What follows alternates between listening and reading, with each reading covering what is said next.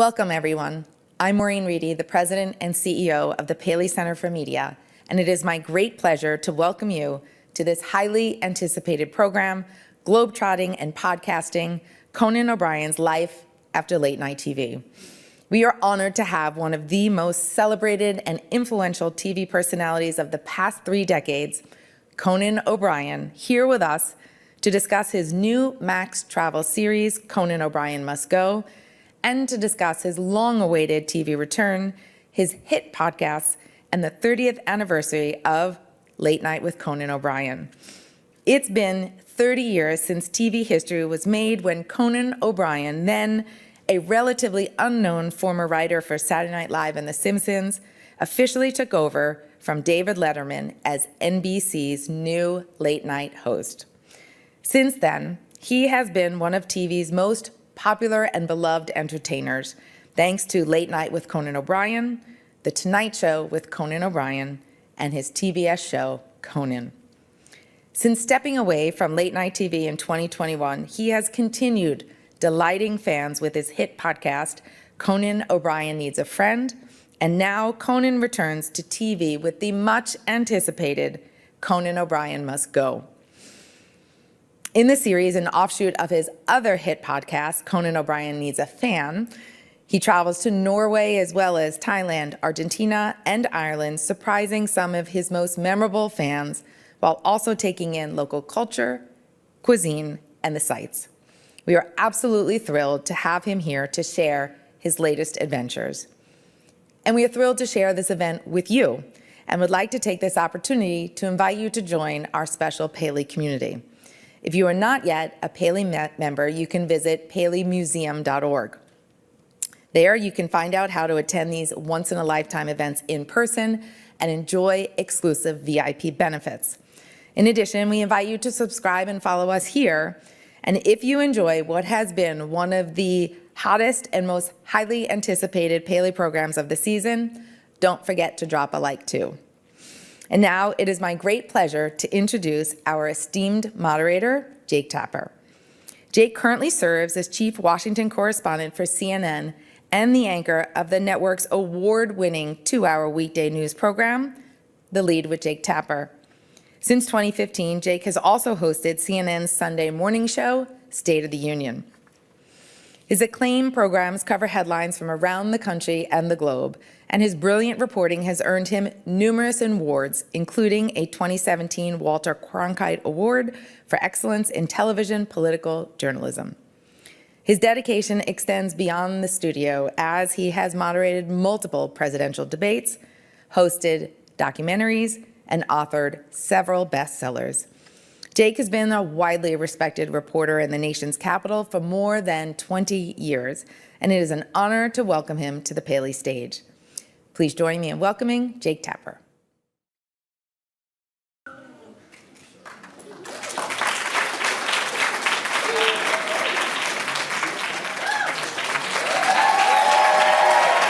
Hey, everyone. So, wasn't that great? I'll just a very short introduction. My guest from the Harvard Lampoon, to The Simpsons, to Late Night, to Conan O'Brien Needs a Friend, to Conan O'Brien Must Go. Please welcome the tallest redhead to ever be at my house, Conan O'Brien. Hey! Thanks for doing this. Yeah, of course. Very nice of you. Jake Tapper!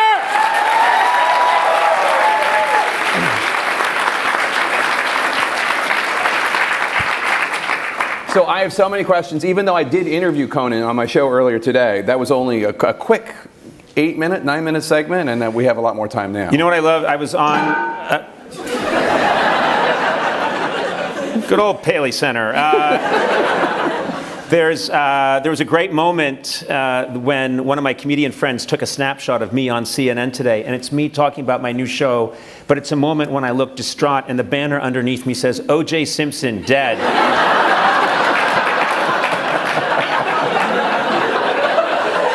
So just from that snapshot, it looks like we got Conan on to talk about his good friend O.J. That's what what it looks like. At the very end of the interview, I tried to get him to do an OJ joke, and he would not. I said I got to wait 24 hours till after someone's dead. No, you didn't say 24 hours. You said you wouldn't do it on the day they died. Right. So I said I would call you tomorrow at 6 a.m.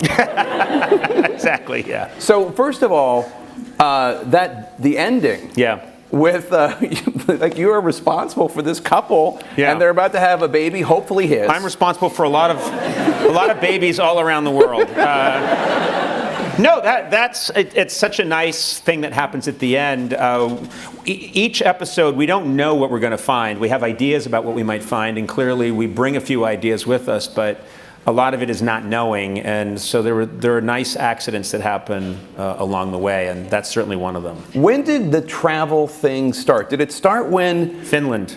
When you looked like the Prime Minister of Finland? Does anybody remember this? I was doing, in the early 2000s, I'm doing my late night show, minding my own business, and a writer of ours for the show, Alison Silverman, had this really good idea called Conan O'Brien Hates My Homeland. And it was just a piece where we referenced different countries and invited different countries to write into us. So it was think about it, we're not long into the internet era.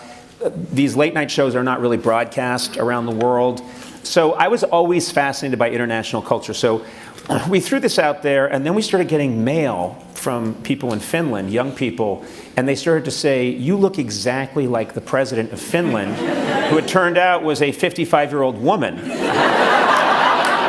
named Tarja Halonen, and sure enough, we started talking about it on the show and putting up a split screen with her, and she had little like Ben Franklin glasses, and I would put on Ben Franklin glasses and turn my head slightly. What we didn't know is that it started to get reported on a lot in Finland, and then the opponent, because she was up for re-election, started saying, this is unfair, an American is swinging the election. So I decided, yeah, it's election interference. I decided I have to go. So back then we had to do late night shows and late night shows and late night shows all the time, and every now and then I get a week off. And my wife had 2 young children, and they're mine too. And it's show business. They're looked after by my accountant. So anyway, she said, I said, I'm leaving during my 1 week off. I'm going to go to Finland, and we're going to make a whole special about this. And I went, and I arrived at the airport, and they told me, you're going to need to speak to the crowd outside. And I thought that meant maybe 15 people. And they said, no, you're going to need a ladder and a bullhorn. And I came out. And if you've ever seen footage of like the Beatles when they show up, it was everyone in Finland came down to see me show up. And I saw the power of this absolute silliness. And then they would report, we have footage that we ended up using in this special where it's a reporter outside my hotel.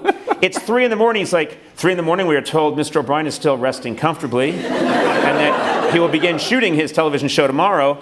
And it was a fascinating experience. And I got hooked, and I started doing more and more travel.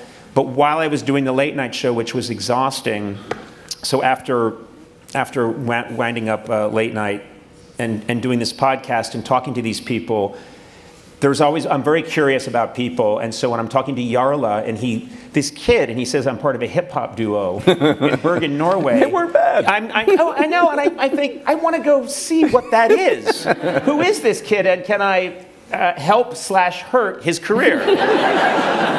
And we'll find out, because this hits on the 18th, and Jarla's been holding that song, and we're going to push it and just try. Is that right? Yeah, and really try and I will say, everyone at Max has been calling me up, all the editors, everybody's been calling me up saying, I cannot get that out of my head. I'm looking at the fjord. You know, it's like, it's not good, but a lot of music isn't good. It just gets stuck in your head. So that was sort of that's the evolution of the whole thing. So when did that happen with Finland? Was that 2003? Maybe something around there. I can't remember. Did she get reelected? She did get reelected, okay. Yeah. And to this day, I mean, one of the things I like is I make friends for life. And to this day, when I walk around, if anyone from Finland comes up, and they always have bizarre shoes. People from that area of the world are always wearing bizarre shoes in Los Angeles or I'm New not York. going to traffic in that ugly stereotype. Okay. Frankly. And they've got like a crossbody pack that's here, you know, and then here. But they're always like, Conan, I'm from Finland. And they hug, and we talk about Finland. And I love that. I can't get enough of that. It's so cool. And then you started doing more of it. We did a bunch. We did a lot of them. And then Cuba was a very popular one. We did that kind of... But was that on late night or was that on Conan? That was on Conan. Yeah. So we started doing it a little bit on late night, but we couldn't do it that much. Conan was the TBS. I know you all know this, but Conan was the TBS. Yeah, and show. then on TBS, I went to Cuba when there was a brief moment when it looked like relations were going to warm up. Great episode. We went without papers. We went illegally. We landed, and I just had the best time of my life. And I realized I like making, I like visiting these other countries, and I like going in, not in a power position, but I like people to laugh at me. I enjoy being the butt of the joke often. And when I play the ugly American, when I'm in the studio saying, I'm not going to learn your name, let's find a working telephone. Like, they have better cell service than we will ever have. They're a million years more evolved than we are. I love playing that trope, and then I love getting slammed down. And so we went to Cuba, I had a blast doing that, did a bunch more, but I knew that once the late night show wound up, I thought, there's something else I need to do. And then it was the podcast, talking to these people. And I swear to God, so many of them would say, well, if you're ever in my part of Ireland, Bergen, Norway, look me up. And his reaction is just priceless. And my favorite thing is I love accidents. I didn't know what would be in his apartment. And a cynical person would say, well, you must have. I mean, I'm sure you put the potato. No, that is exactly what happened almost in real time. And I just love it. I mean, and it's adorable too, his bedspread with the soccer balls on it. And he's got his 69 joke. He's framed it. 69.69. 69.69, and then I can play I'm going to help you out. We're going to straighten you out and get you on the charts. It's so good. And I was asking Jeff Frost, his longtime executive producer, about when you were having that duel. Yeah. If you guys were like off camera feeding him the insults. No, right. Those are all his insults. And one of the things I like, and you can accuse me of liking it too much, is comedy has sped up, especially television comedy over the years. You just see the tempo of things. If you go back and you can even see it in the history of late night. If you look at, which I'm a scholar of, sort of, but if you go look at a Tonight Show from the 1950s with Steve Allen, and then Jack Paar, and then Johnny Carson, whatever you think, it has sped up. You can even look at Letterman's show from, that he did in my studio before I got there from 82 to 93, and things are slower than they are today. Yeah. Everything has compressed. I'm sure it has happened in the news too. It's got to happen fast. Everything has to happen fast.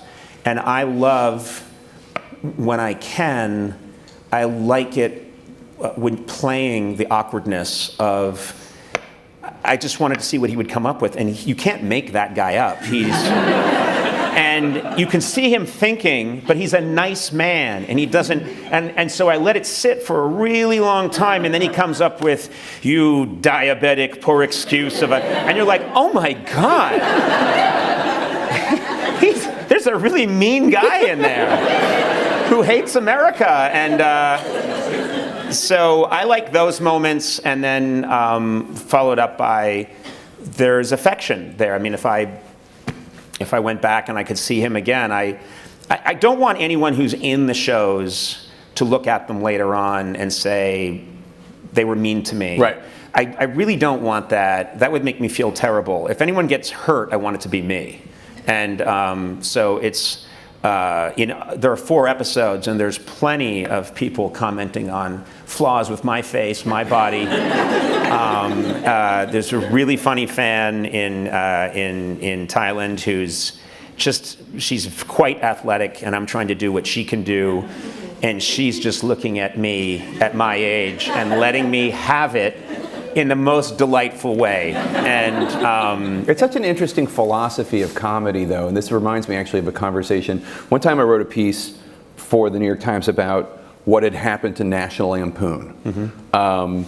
And I interviewed the magazine. Yep. And I had interviewed P.J. O'Rourke and among a bunch of other people. And P.J. O'Rourke said that one of the things about the National Lampoon sensibility was that before the National Lampoon, comedy in America in the 50s and 60s was more rooted in Jewish comedy, which is, oh, what a fool I am, whereas the tradition of the National Lampoon was more, and I forget if he said British or British and Irish, which was, oh, what a fool are you. Yes. But you, even though you are famously Irish, this is more what a fool am I comedy, because you are going to foreign countries and you're not making, it's not xenophobic. You're not saying, look at what these people are such idiots, which is. No, I want them to feel. Like you're the idiot. Yeah.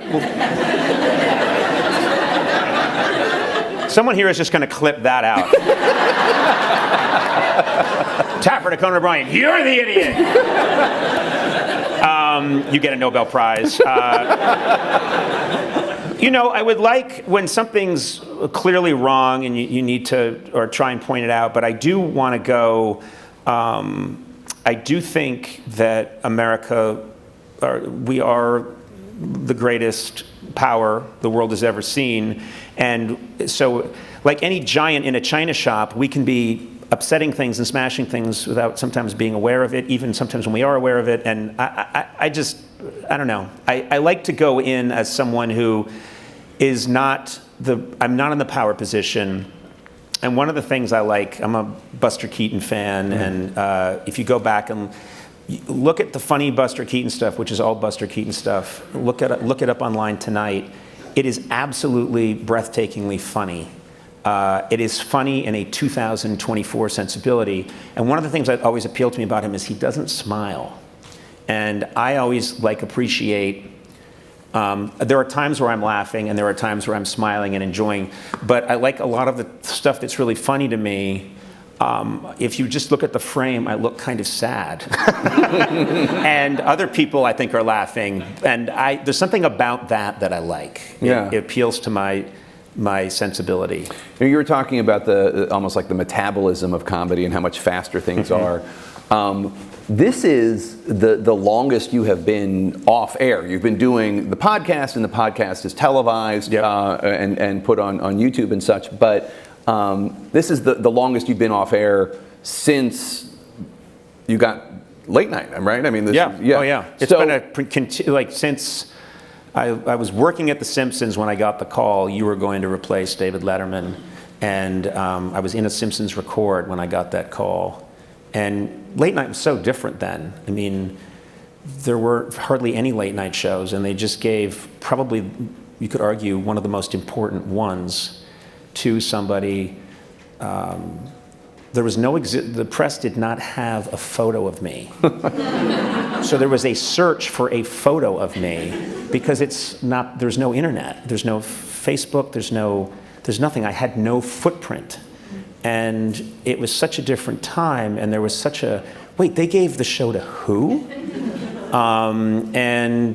It was, from that moment, just constant work and worry, and even through all the Tonight Show stuff, and then right into Conan.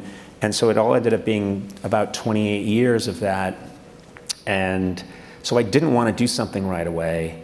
I wanted to sit and think about what resonated. I didn't want to make something just to be back out there. Yeah. And I have found that I do miss crowds. I love being in front of people. And but I didn't want to go out there and do it just to do it. I wanted it to there be something that felt like this is what I have to say right now. And so. And was it frustrating not being, I mean, you still have an incredibly successful podcast, so it's not like you were out of the media world, but was it frustrating not having a daily show? No? That's the part, I wasn't sure how I would feel about it, but I really like and respect all these other hosts, and I think they do great work, and there's a feeling of this is all being covered.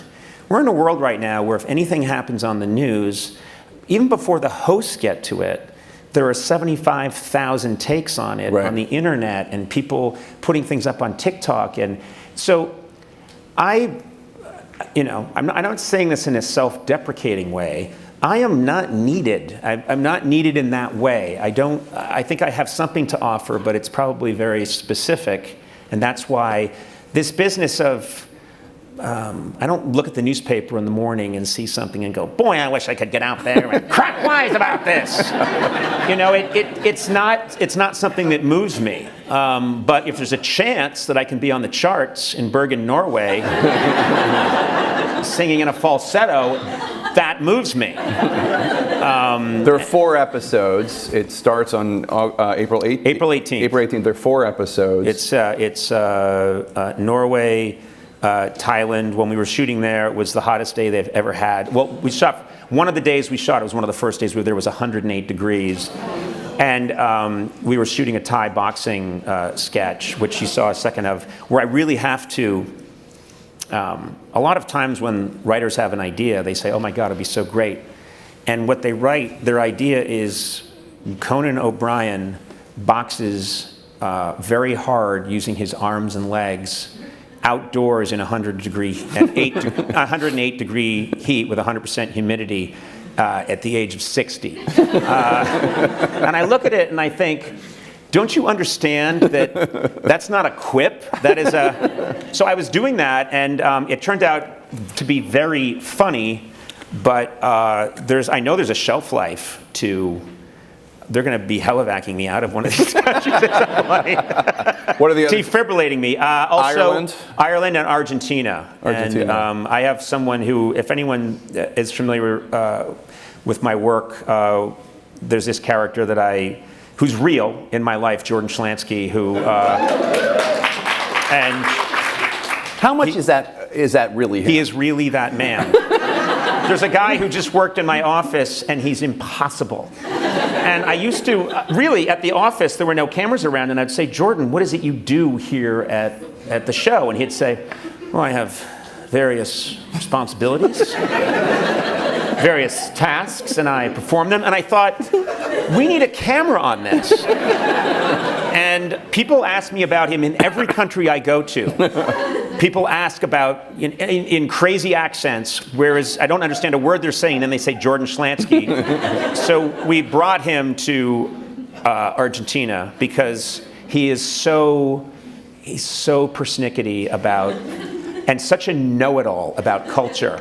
And of course, so he knows all about tango, and he knows all about the food and how you need to appreciate it. And so we got I think Jordan fans will be very happy that he shows up. This is, if memory serves, did you last take him to Italy? I took him to Italy, which is one of That was unbelievable. It was so that must have been hell. And that is a lot of people's favorite thing I've ever done. You can look it up, but it's Conan in Italy, and I take Jordan Schlansky with me. And there's so much... I have a lot of respect and love for Stanley Tucci, but what I want to do is the exact opposite. I want people to really have a good time and laugh, but I want there to be a deficit in their knowledge when they're done watching the show about the country. So I'm walking around in the Italy show, and I don't speak much Italian, but I just start shouting the names of famous Italian directors. So I'm like, Scorsese! Coppola! And a guy goes, asshole! And of course, Jordan's horrified. But I can't help it, And then, of course, there's a part where we get in a really tiny car and we drive across the country. And there's so many different adventures. And we go on a truffle hunt, and it becomes clear to me that it's a scam. The truffle hunters hide the truffles right where they can be instantly found. And I accuse them of that on camera. And it gets really weird. And there's moments where you just lose your mind and you forget where you are. There's this, that's kind of my favorite kind of comedy to do. There's this show that's a phenomenon with young people called Hot Ones, where you... Oh, yeah. And so I just did it. I just did Hot Ones, and it dropped a couple of hours ago, and I lost my mind doing it. I completely had a complete breakdown, physically, emotionally, spiritually. Is it really that bad? Is the hot It's super hot. My problem is if I think something's funny, I will do it and suffer later. And that's exactly what happened.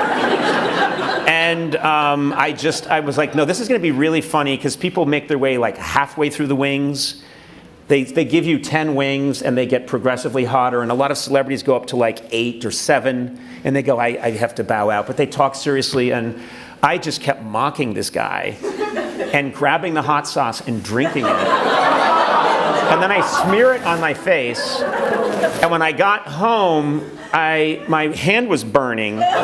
And I realized that the sauce got underneath my wedding ring and was burning through my skin because it's an acid, you idiot. And my wife was like, what happened? And I'm like, I gotta go to Norway. Shut up! So that happened. But yeah, this is, I very much like, I wanted to do something also that I was very happy that at the top of the show, it makes it very clear that it's taking, as the UK would say, taking the piss out of me. Yeah. That I've been chased from my own country and forced on the run to try and find someone who wants to talk to me in a distant part of the globe. So talk about the fact that you're now, I mean, these episodes are about 50 minutes, which is... They're actually shorter than that, most of them. Is that right? Yeah, I think I am very, I think anything 38 to 42 minutes is kind of the that's where we're conditioned? I just think for me anyway, and especially so, it's trying to figure out what's the right amount of time and how are people going to view them? Are they going to view them all in one sitting? Are they going to, you know? So we'll find out, but I really think comedy, you have to just keep going. You have to keep trying, shuffling the deck. Right, but it's an experiment, and that's what's interesting about it is because, so the episodes you did when it was, what was Conan Without Borders? Yeah, so but Conan, those had commercials. I think that's what's different. Were those here. an hour or a half hour? No, those are, I think well, Jeff would know. Jeff, are you in the room or are you trying to put distance between myself and the Conan project? Without Borders? Around 45. 45 total? 45, Yeah. Okay. So you're basically trying to do the same amount of time because I get worried.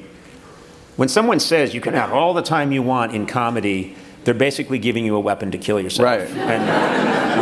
And whenever people say to me, just if you can do as much as you want, I think, no. I will do as much as I think really pleases people, and then I will try and get out of Dodge. But did you have to think about it differently? Because obviously Conan Without Borders, 45 minutes, but it was an hour with commercials. Yep. This is Straight whatever shot. it was, 45 minutes all the way through. Right. You have to think about it differently in terms of the framing, in terms of the narrative, in terms of pacing. We shoot.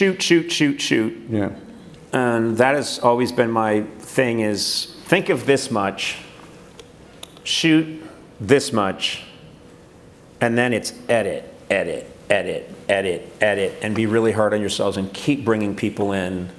And when in doubt, cut it out and just do. And it's like a sauce. When a chef makes a reduction, they cook it down, then they add some stock, cook it down. I don't cook, but I'm told. And that's what we do, and then be really hard on things. And the minute someone says to me, I say, let's take it out, let's go. And I think that's what you have to do. When did you start on this project? And well, when the writer's strike okay. was a problem. We started it, so that's almost a year ago in Norway. And I've had like a lot of facial work since then. I mean, and my whole body has been just taken apart and put together. But that would be a year ago, and then we had to stop. So we did 2 of them, and then we had to stop for however long the strike was, which was a long time. And then we had to. So nothing, no editing. No, you can't nothing. even edit. Yeah, and you know, all the editing is supervised by the I have amazing team of writer-producers, Mike Sweeney, Matt O'Brien, Jesse Gaskell, and they are all in the Writers Guild. So they, for good reason, obviously didn't even want to come in and be seen in an edit room. So it was all pencils down until that was resolved. And that, stretched it out much longer than everyone. Like the rap duo that you saw in this, they're both dead now.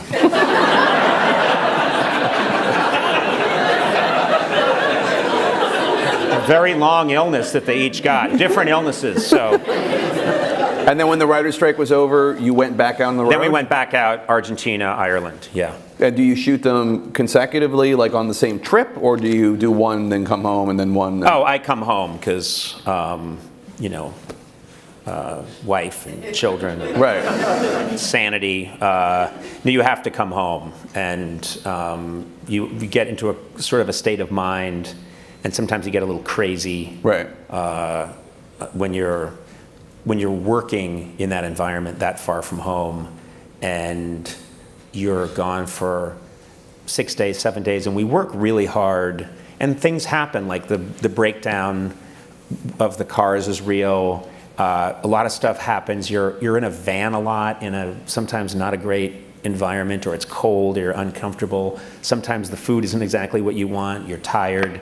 You got to get up early. There's a guy who's been with me since the beginning of late night, Jason Chalemi, who's a warrior, and all I associate with him is all these different countries around the world, and him banging on my door at 6 and saying, "Put on this kimono, it's time to go." Put on this Flemish suit of armor, we got to go. And I'm like, "I'm hungry, we'll eat later, let's go." So you have to come home in between. And you're there for like 7 days? It depends. I think 7 would be, at least 7, I think, now. And how many people are traveling with you? How many people are there? Jeff? 12. What's that? 12. Yeah, because I don't talk to those people.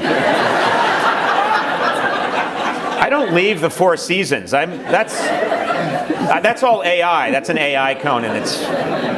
I did pitch my good friend Lisa Kudrow, who I love. I pitched her an idea for a travel show, which is because it's very her. But she travels the world but never leaves her hotel room. And she's always wearing a big robe and sipping on like a smoothie, and people come in and show her pictures of what's in that amazing part of the world. And she's like, "I'm good. I'm gonna watch 16 Candles now." And every now and then she does go out, but in like a giant SUV that has and she doesn't come out of it. And she was laughing, and she said, "I'd do that." So I got to pitch that next. What's the worst thing you ate on these trips?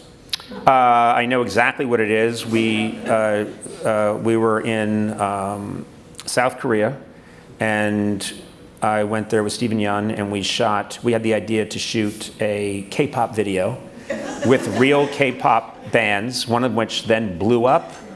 There's a band that we shot with at the time that then became, what's their name? Does anyone remember? Okay, great. Not a big K-pop Paley fan. crowd, not following. There's a 95-year-old in the back. I know! But anyway, we shot this music video, and we just thought it was going to be fun. And they take it very seriously, and they worked. Stephen Yun's like Oscar nominated. They worked us so hard. And they were like, again, choreography, again. And we were in this big warehouse right near the border with North Korea.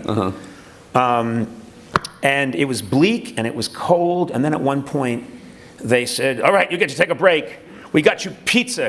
Because you're American, we got you pizza. It's in that room." And so Stephen Yun and I walked into this room. I don't know what they think that is. But that is not a pizza. And it was round, and there was some cheese on it, but then they had taken meats that you would never put on a pizza and just thrown a bunch of things on it, and it was absolutely terrible. It's the worst. And it's like they showed aliens a picture of a hamburger, and they were like, "We got it!" And then they made something.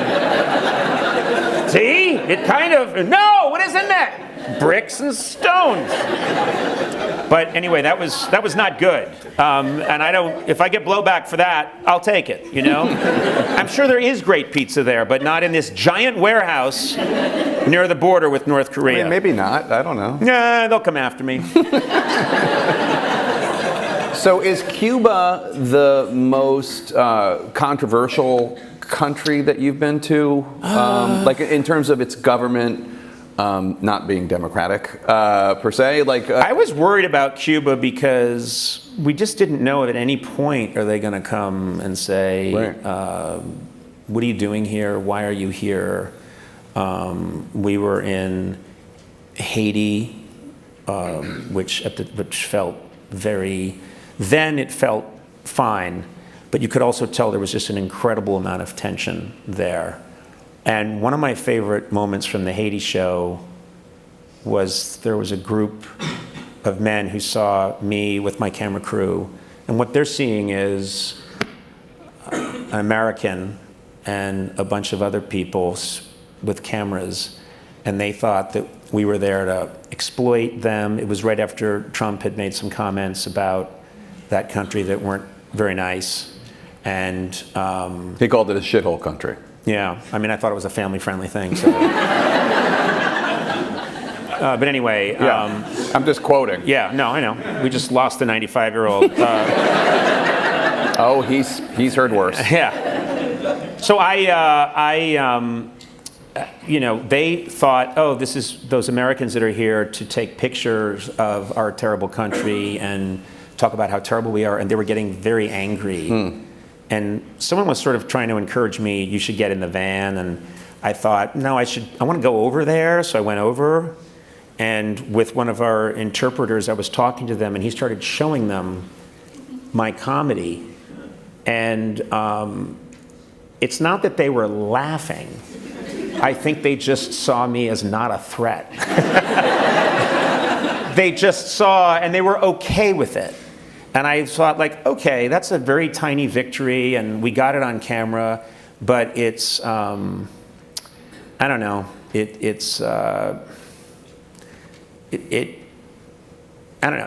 feels meaningful to try, yeah. You know, in these situations, to talk to people, and it may not. I'm one person out of billions, so I don't have any. I'm not out to change the world, but you do see little opportunities, maybe here and there, to try and make someone laugh, or maybe have a slightly different view of an American. I got to go to Cuba right when Obama. There was that moment of normalization. Mm-hmm. They reopened the American embassy. Right. And did you get to have a mojito while you were there? Oh, yeah. Oh, God. And there's a bar So that Hemingway hung out at. Yeah. And it's very strange because you go there and they have a bronze statue of Hemingway that's life-size sitting at the bar. And I'm sitting there having mojitos and I'm looking at it and I'm starting to think, wasn't he an alcoholic who committed suicide? Yeah. And they're like, look at him, he's at the bar! You know? It just seemed a little like, here's our statue of James Dean getting into a car, you know? Isn't that great? We have Lincoln sitting in the theater, you know? It's very strange. But then you have a few mojitos and I've got my arm around him. The old man in the sea, you're going to end with that. It's going to be great, you know.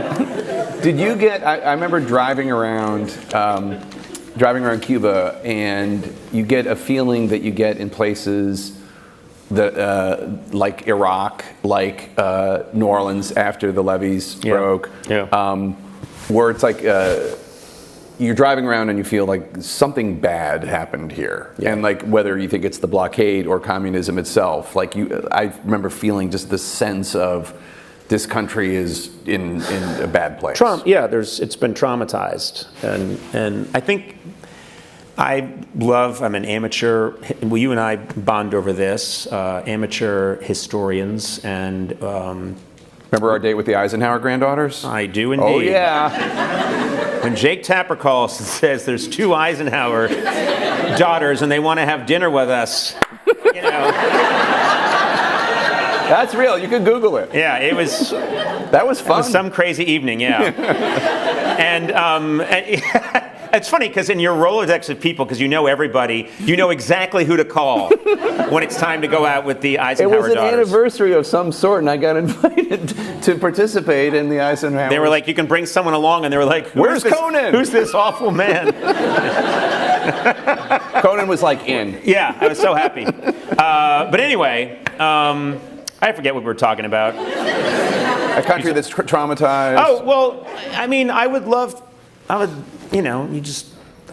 to go to St. Petersburg. There's so many places I would like to go to in the world that it's very sad that, it just doesn't seem do you like think a you smart... could? Like if you went to St. Petersburg, do you think you could? I don't know, but I just think it's a terrible time, and there's just the world is becoming an increasingly. I mean, I would make the point that it's always there's. I work with a lot of young people, and I try to be the voice of. I know you think things are very bad. I'm going to tell you things have always been very bad. And that is the lesson of history. Is that history is just a succession of things are terrible. And my father, who's still alive, despite my best attempts. He's quick when dodging bullets left and right. I stand to inherit hundreds of dollars from that man. And a microscope. But anyway... He's a microbiologist. He's a microbiologist, as I said, as the Viking said. But I love talking to him because he says he was born in 1929. And he says, I know that people think things are bleak, but I mean, he grew up around a generation that had gotten through World War I, and then he saw World War II, Holocaust, he saw Cold War.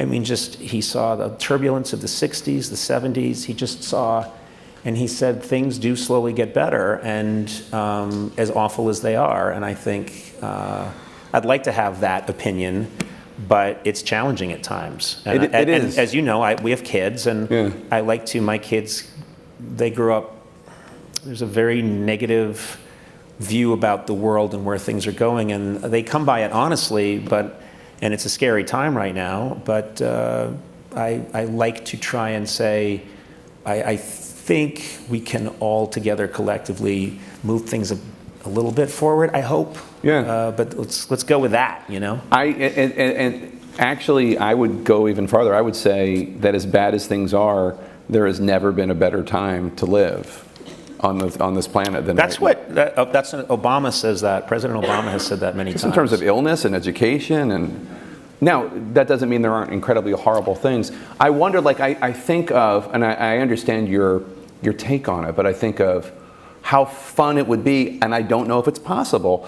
How fun it would be to have you in Red Square. How fun it would be to have you eating blintzes and doing vodka shots. I think, yeah. By the way, have you had vodka in Russia? No, I've not been to Russia. Oh.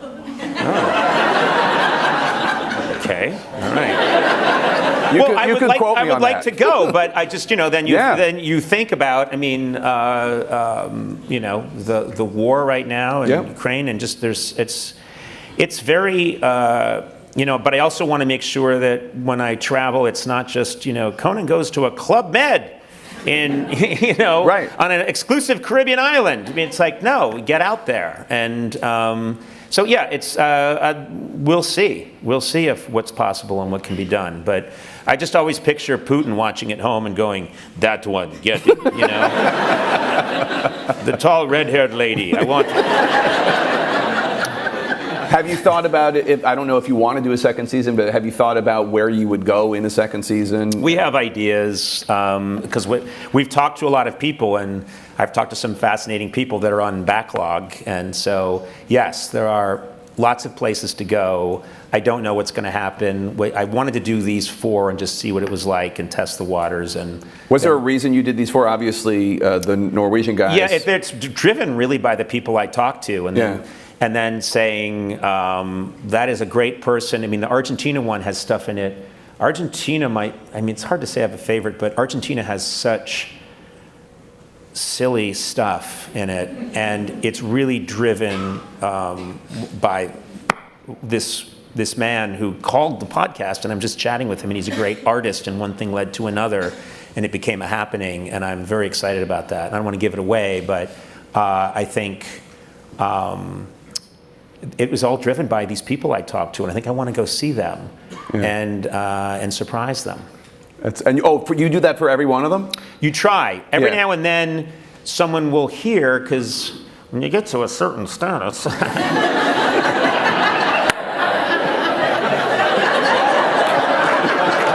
No, you land and it's online that like, oh, Conan's here. Yeah. And then you're like, oh shit, we told this person, but then what we do is we say, no, we don't, we say Conan's, they say, no, that was misreported. We're here to get B-roll footage of just the outside of your house. So they just think a crew is coming. They don't think I'll be there. Because you do want to make sure, if I go 15,000 miles, and I'm like, here we go. Is Jarla there? No. He's dead. You've got a very different show. Or he went on vacation. He'll be back in 6 months. You don't want that. So it's walking that fine line of, no, a producer wants to come. We want to get some footage of the outside of your apartment. Can you be there to let him in? Yes, okay. And then I surprise them. What was the most surprising thing that you either learned or experienced during these 4 episodes? Because I know you go there and you have plans, but the best stuff is the stuff that you really can't plan. Yeah, I would say over and over again, and it's a nice surprise. I've learned it many times before. But the lesson I come away with is people are funny. People are, we did a week of shows in Mexico during the Trump administration when they were upset, and we went there, and I just went out and I had a little piggy bank and I was collecting money for the wall. Because the president had said they will pay for it. So I have this piggy bank that's shaped like a little brick wall. And the people were hilarious. I mean, they were terrific improvisers. And one guy, he's got a big mustache, and I'm telling him, because I speak some like high school level Spanish, but I say, "Es para el muro," because Trump, and he goes, yeah, and he reaches in his pocket, he takes it, and he goes, and he goes to insert it, and I'm like, this is if I was at, Upright Citizens Brigade, this would be the funniest person of the night. My lesson again and again and again in life is that there are so many people out there that get it, they get the joke. One of the things, as you can see, Norway's a different flavor because they're so, no. And I decide, okay, that's the joke here, is a guy just, you're too old to wear that, Well, how old do you think? 59. Jesus. And I think, okay, that's the joke here. But then in other countries, they have their rhythm. It's just finding different people's rhythm. But universally, a lot of people are very funny. And they are really fun playing along with, and I think because I have, of all the late night hosts, I'm probably the most of a clown. And when I mean that, I'm the one who would probably do well at a kid's birthday party if they were 3, because I really kill with little kids. And one of my favorite segments ever was I went to a school that I got involved with later on, where it's a very good school in Haiti, and I hope they're doing well, but these beautiful kids get a really good education there, and it's subsidized. And we worked through Sean Penn's group, and we were able to get involved with them. And I went to their classroom, and I did a segment with them. None of them know who I am. None of them speak a word of I don't think they speak English. They're beautiful young kids in maybe the 2nd grade. And I was acting like a fool, and they're laughing really hard. And then I went outside, and they all gathered around. I had a short sleeve shirt on, and they're talking to me, and they're looking at my arms, and they're looking at my freckles, because I haven't seen that. And again, I love the tables turned. they were wondering, like, are you okay? And I'm in this world, and like, they're beautiful, they're gorgeous, and they're like, oh, this poor old woman. Can this be cured? And I'm like, no, kids, I'm fine, through an interpreter. But that's my lesson again and again and again is there's a lot of goodwill out there. More people are good than are bad. There's a lot of kindness. There's a lot of sweetness in a world where a lot of terrible things are happening. And it's, as you know, we live in a world where if the worst thing that's happening in the world is shot to you on your phone instantly, and we're bombarded with that constantly, and what we're getting is we're getting inundated with the worst of the world constantly. And that's what leads, that's what works, and that's what people want to see.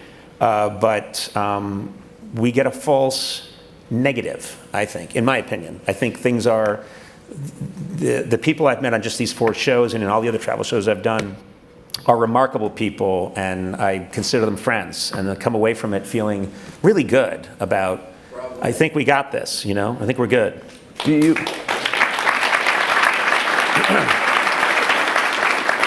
So the shows clearly give you, you may make you optimistic about humanity. No. Yeah, I am. You think? I am. I always describe myself as a 51 to 52% optimist. Meaning it's, I'm not going to, because, I read the news. I watch what's happening, and not just in this country, but I think we are in a very scary time that approaches the late 1930s in terms of totalitarianism and impatience and intolerance and groups trying to destroy each other. And there's no way around it. You can't sugarcoat that and say, don't worry, folks, I just traveled to 4 countries and everything's going to be just, No, you don't want to say that. But at the same time, people, individually, governments, institutions, movements can be very problematic, but individual people usually make me feel better about things. If you could go to any country without worrying about the geopolitics of it, without worrying about Putin singling you out and saying, bring me that old woman. Not that old, like... I'm 60. Yeah. China, North Korea, Russia. What's funny, I got to step into North Korea. Oh, you did the DMZ. Because there's the DMZ, and I took Stephen Yun there, and there's a room that straddles, which you've been in, I'm sure. There's a famous room that straddles, there's a room that's not as big as this stage. Yes. Maybe it's just the exact length of this stage. That side, up to the middle, is in South Korea, and this side is in North Korea. And there's a guard who's wearing a North Korean uniform standing right there, and he's standing like a rock. And his job, if you try to enter the door of the North Korean side, is to shove you back. His job is the shover, And you're in this very bizarre room, but we got permission for me to step into that part. So I had Stephen do the weather from looking out the window of the South Korean side and then throw to me. Conan, how's it looking in North Korea? And the camera pans and I'm right there. Meanwhile, this North Korean soldier's like, what is happening?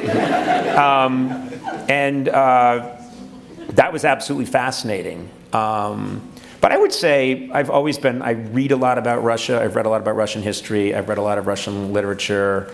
And I find the Russian people and their story is like tragic in a lot of ways, but I've always thought I've got to get there somehow. But clearly it's a complicated world right now.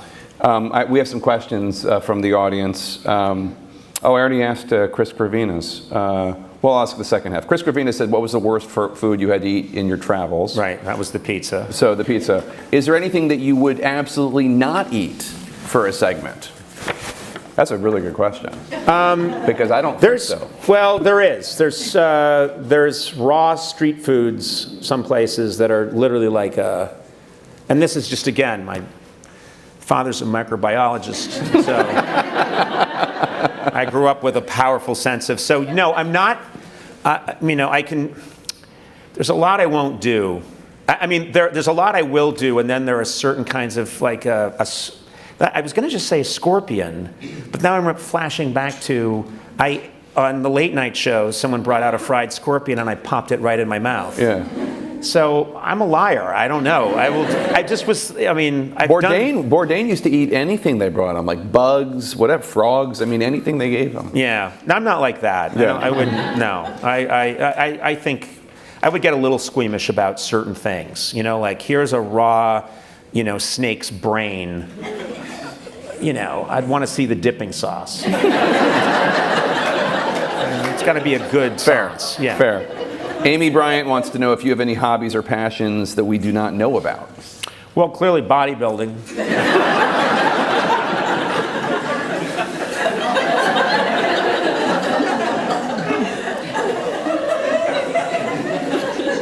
The fact that that's a laugh line is in itself.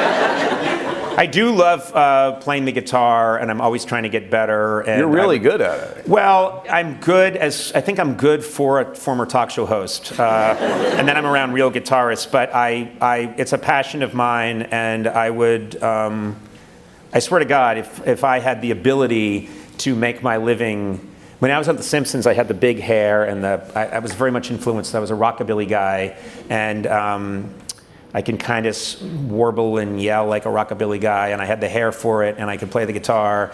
If I could do that for a living, you'd never see me again in comedy, because that's just one of those things where I would be so happy. And the one thing I do truly miss about late night television is I had this amazing band, the Max Weinberg 7, and those guys let me play with them every day, and yeah, they just deserve a smatter.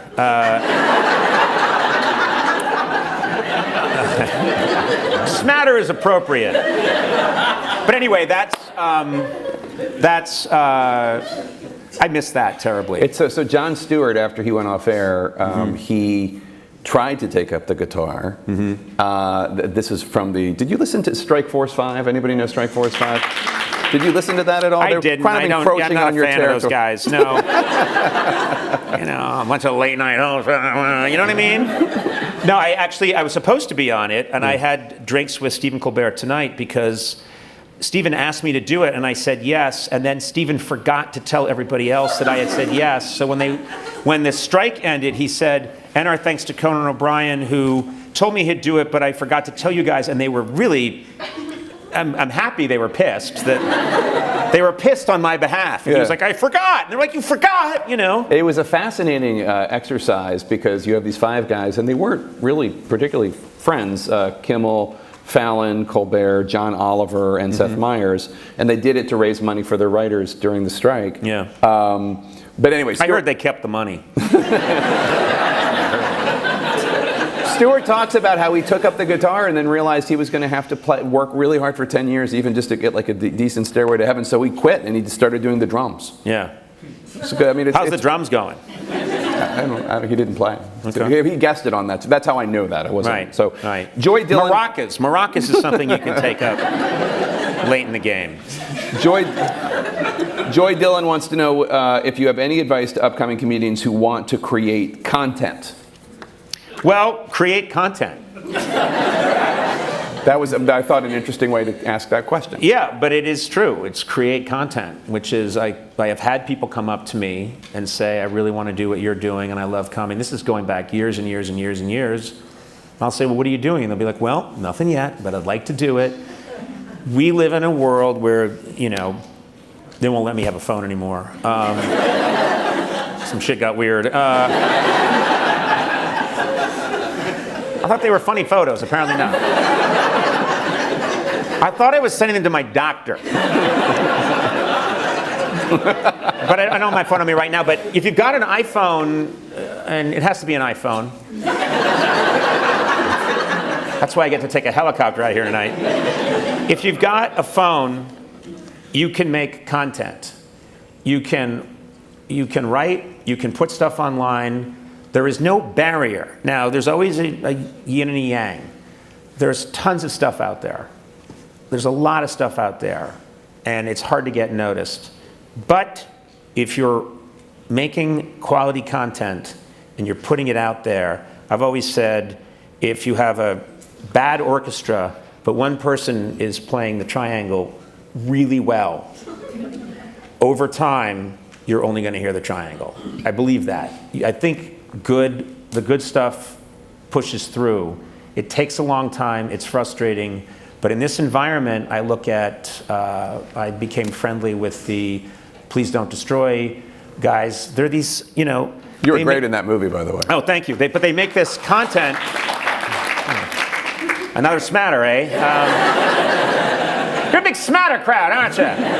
But they make really, their stuff is just undeniably funny and original, and okay, there it is. And when people make that kind of stuff, there's a young guy who started, my daughter said, you gotta see this, and I'm like, oh, whatever. This is about 8 years ago, and his name's Chris Fleming, and he makes this content on the internet, and I'm looking at it, and I'm thinking, he is so creative and so different, and his moves are not like anybody else's moves. And I became a big Chris Fleming fan, and then I became, I go to his shows now, I support him, and he's touring, and he's doing great. And he's got a following. I mean, he just played, he sells out decent-sized halls across the country.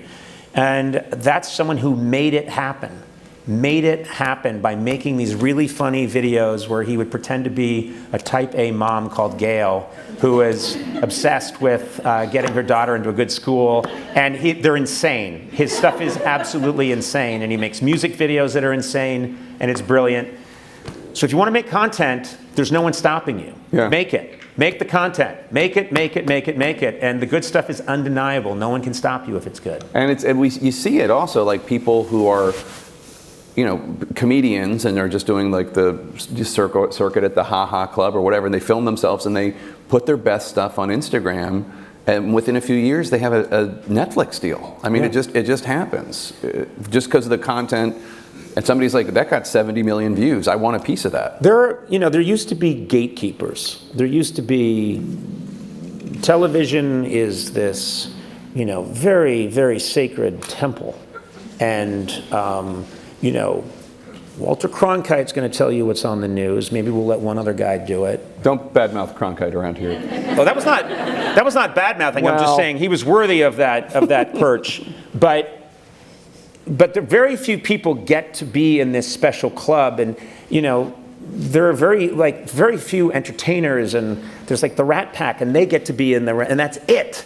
There was a very small, and I think what's beautiful about what's happened is that it's much more democratic than it used to be, and I just think there aren't people saying, not just yet, we'll see, I'm going to think about it. You can't do that anymore.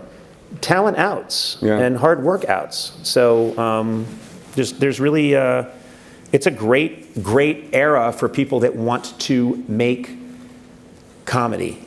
There's never been a better time. So that's all the time we have. I want to thank our guest, Conan O'Brien. Thank you.